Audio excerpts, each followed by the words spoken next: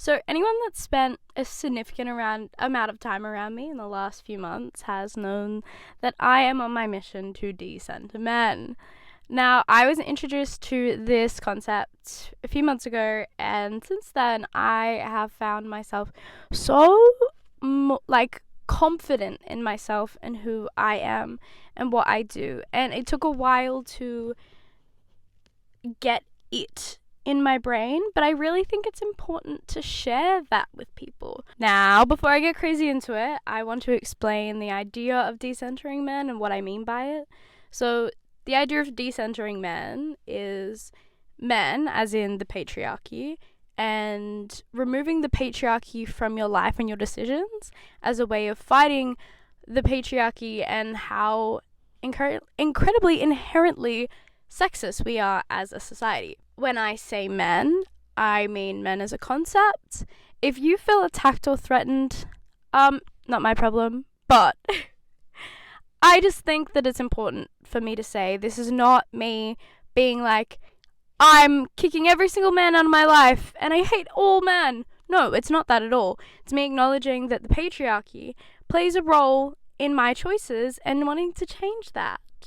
Step 1, acknowledgement. Acknowledging that we live in a patriarchy, that the decisions that were made and are being made around the ideas of men. Some resources really want you to look into the way that, like, the statistics of domestic violence and all of that. But if you're first starting, I think you just need to acknowledge that we're living in a patriarchy, and that's as far as you need to go. 2, question absolutely anything that you might think has any connection to the patriarchy. Clothes, voting, decisions, jobs, anything like that. The best way to do this is clothes, though. This is how I started out, and it has changed the way that I think. Looking yourself in the mirror. Am I wearing this because this is a version of myself that I want the world to see? Or am I wearing this because it's a version of myself that I think is attracted to the patriarchy? Oh, I was actually scared of that because I was scared of how the patriarchy would react to that. And it's the same as stuff like, if I post this video, even making this video, I have so much anxiety around it because I actively know it's something that I will be attacked for because it doesn't align with the views of the patriarchy. It actually angers the patriarchy because it pushes this form of, like, feminism, radical feminism being a bad thing, where it's not. Feminism is quite literally just the idea of equality. But the patriarchy is so pissed off over it. Step 3, acceptance. Accepting that it will be hard. That it's not going to come easy, it's not going to come natural to you. Unless it does and you've been practicing this for ages without thinking, then slay you, go you. But for the rest of us that have been pushed really heavily into this world of media that just hates women, it's gonna be hard. And it is hard to acknowledge, and it is gonna take time. But you've just gotta be persistent, which takes me to step 4. Repeat.